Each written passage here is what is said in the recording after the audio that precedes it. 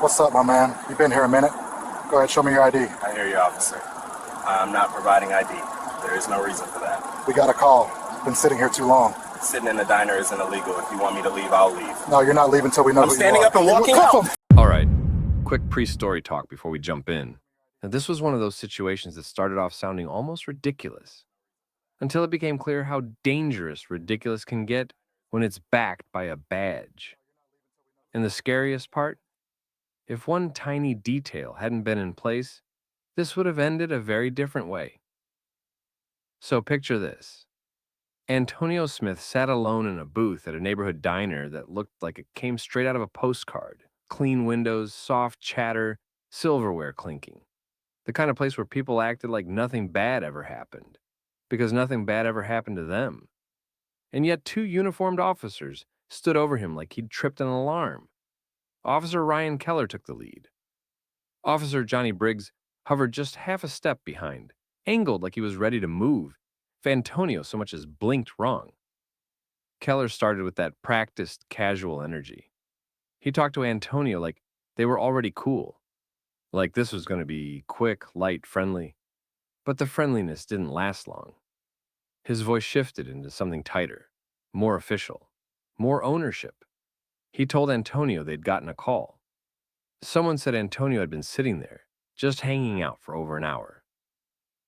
Keller corrected himself and said closer to 90 minutes. Then he framed it like it wasn't really a question anymore. He said they couldn't be having that in this community. And right after that, Keller did what officers always did when they wanted the moment to tilt in their favor. He demanded ID, not asked, demanded. He told Antonio to hand it over slowly, specifically to Briggs. He layered it with the usual warning about no quick movements.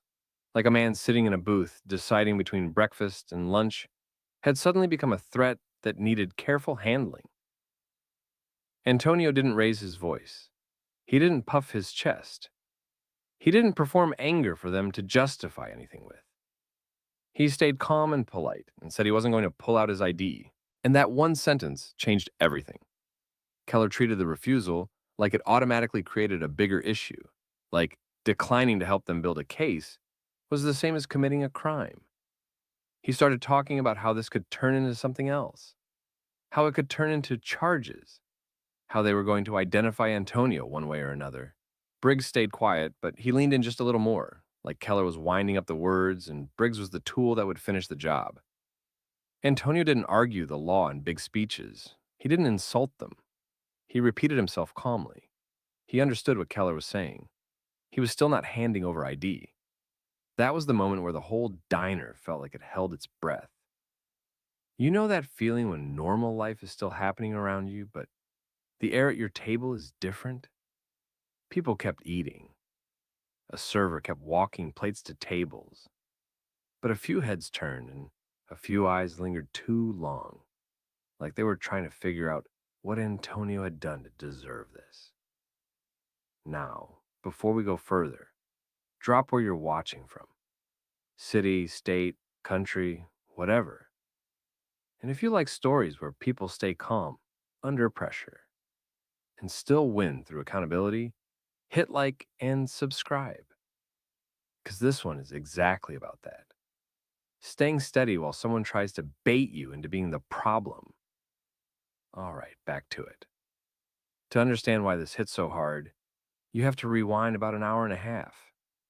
Antonio had walked into that diner like any other customer. No scene, no attitude. He'd picked a booth where he could see the door, the counter, and most of the room without turning his head too much. It wasn't loud or flashy. It was just intentional. He'd been calm, polite with staff, the type who said thank you like he meant it. And the thing is, diners like that loved calm customers. The regulars treated it like their living room. People sat longer than they ate. Folks camped out with coffee, refills, and laptops. Nobody called the police on that. But Antonio's black in a diner where community comfort was treated like a private club. At first, it was subtle. A long look from a man at the counter, a server hesitating a second longer than necessary. a woman glancing over and then quickly back to her phone, like she didn't want to be caught watching. Antonio didn't react. He didn't offer anyone a reason to escalate. He just sat, thinking, and flipping through food options like it was the most normal thing in the world.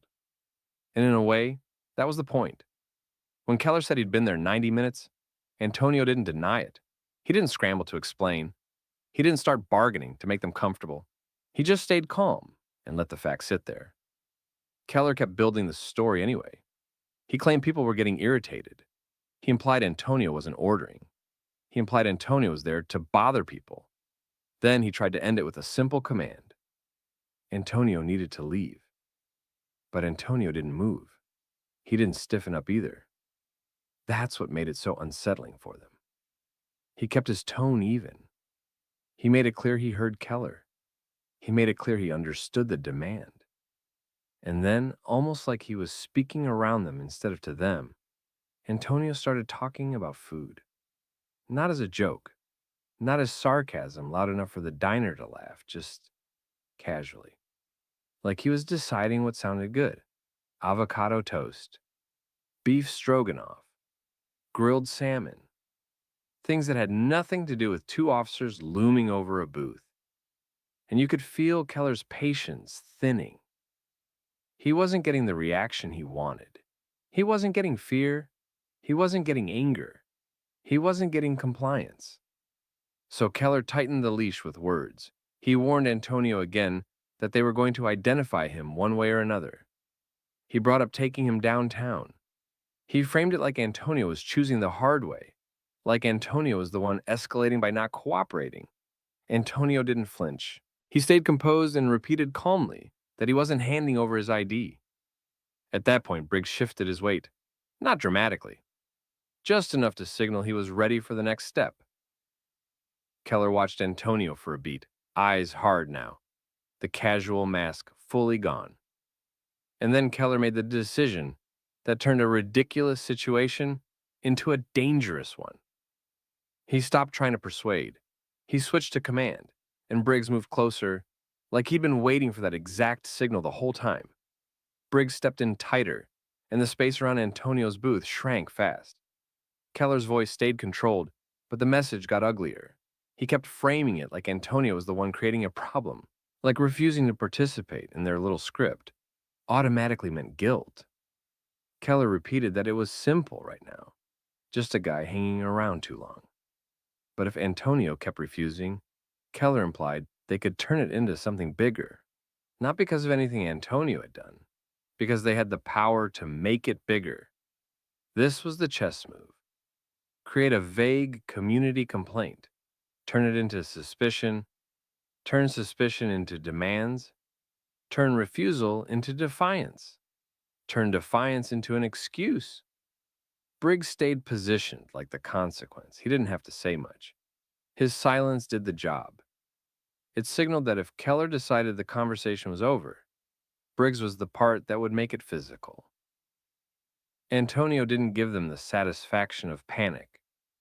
He didn't start pleading his innocence. He didn't reach for his wallet just to make it stop. He sat there like a man who knew exactly what their pressure was trying to pull out of him.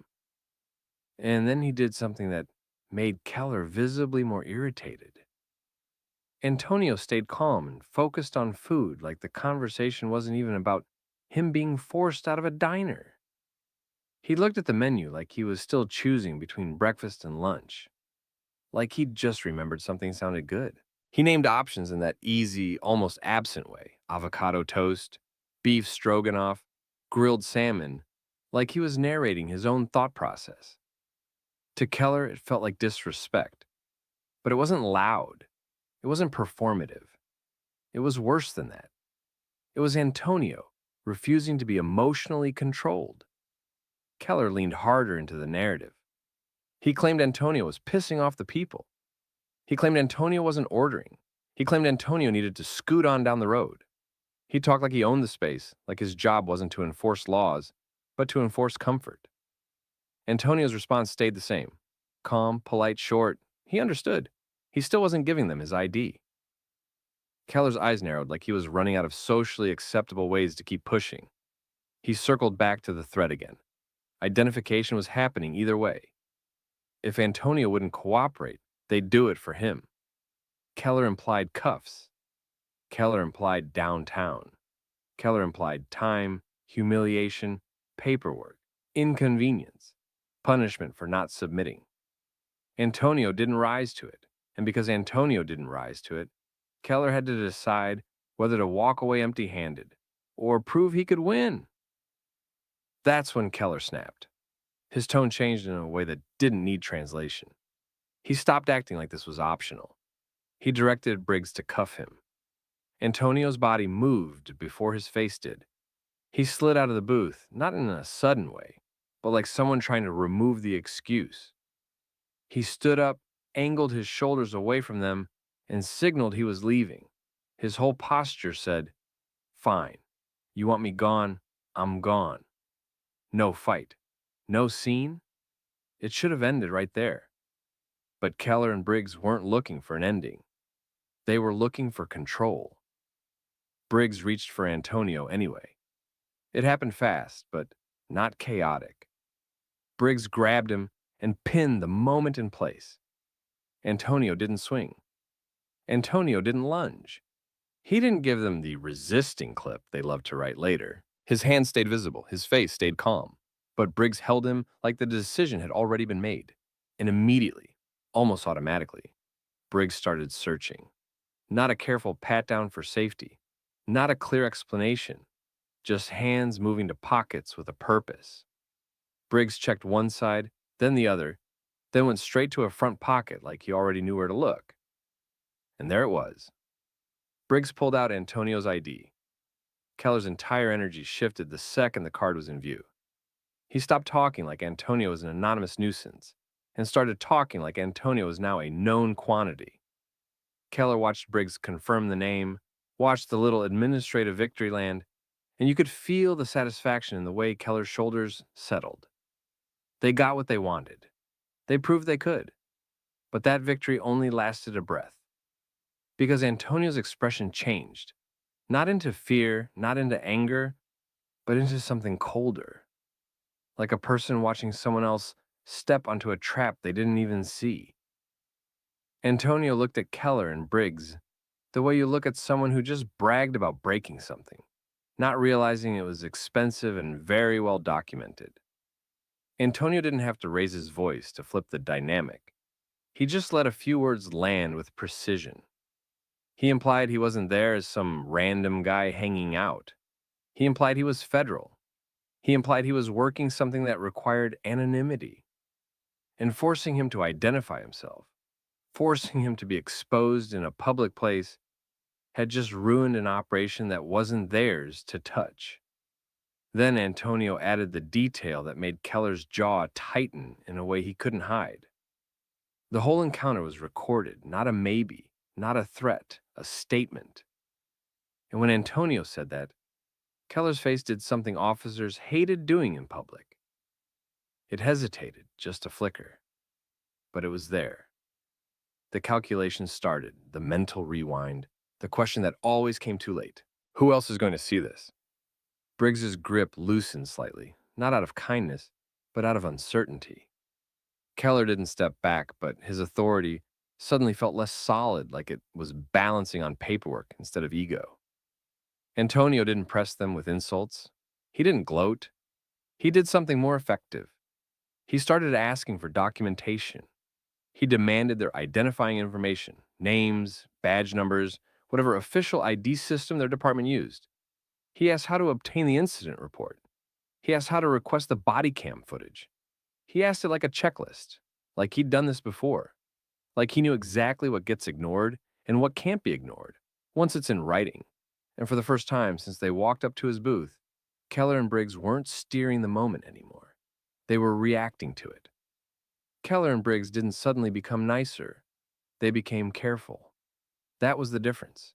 A minute earlier, Keller had been comfortable talking like the diner belonged to him, like community peace was a law he could enforce on command. Now, with Antonio calmly asking for identifiers and paperwork, Keller's posture shifted into damage control. Briggs, who had been all hands and pressure, started moving like every motion might be replayed later. Antonio didn't chase an apology. He didn't bargain.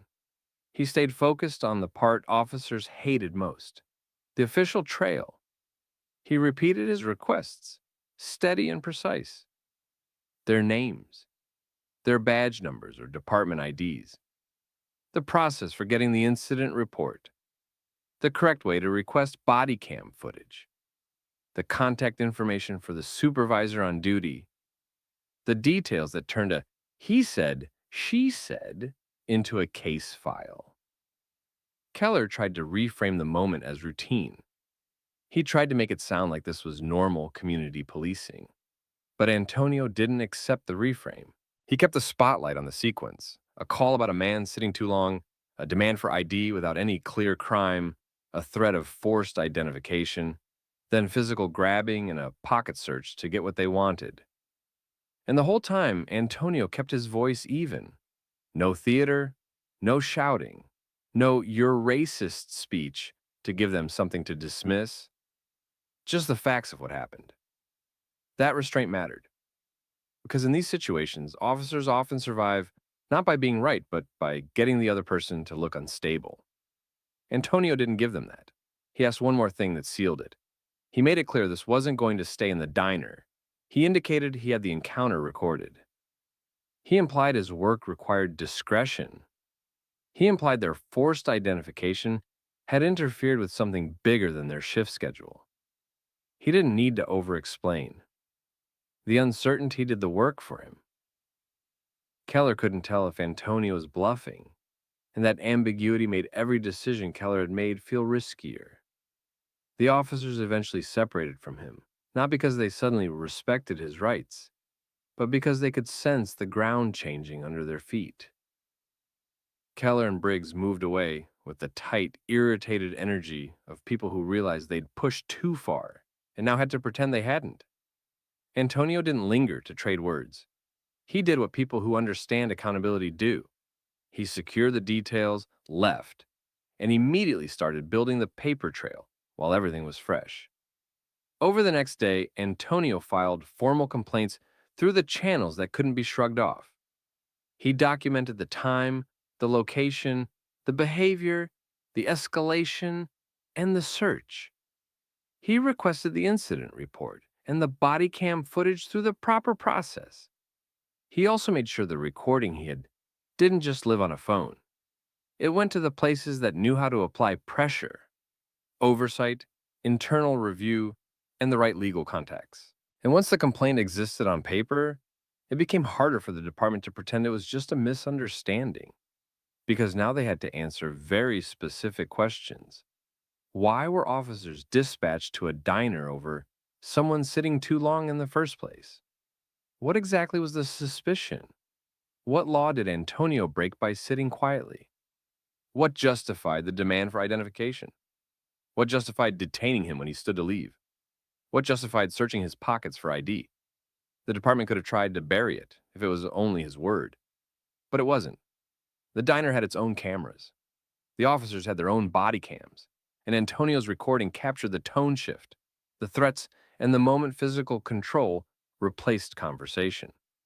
That's the part people miss about these encounters. The moment an officer decides to win is usually the moment the evidence starts piling up against them.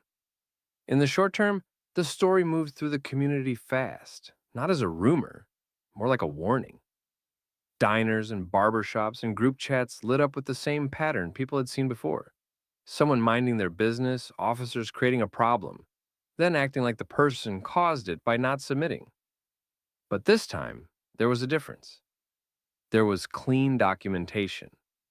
As the complaint circulated through the right channels, supervisors had to review footage, compare statements, and line up the timeline. And once the facts were pinned down, the department couldn't credibly defend Keller's framing that Antonio was a community issue. It looked like what it was: an escalation built on discomfort, not law. The internal review didn't need dramatic conclusions. It just needed to be honest about procedure. The outcome hit weeks later.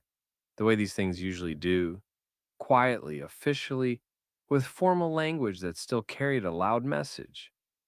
Both officers were fired, not suspended, not retrained, not moved to a different shift, fired. And when people asked why, the answer wasn't complicated. They had used vague complaints as a reason to harass. They had threatened consequences for refusing a demand.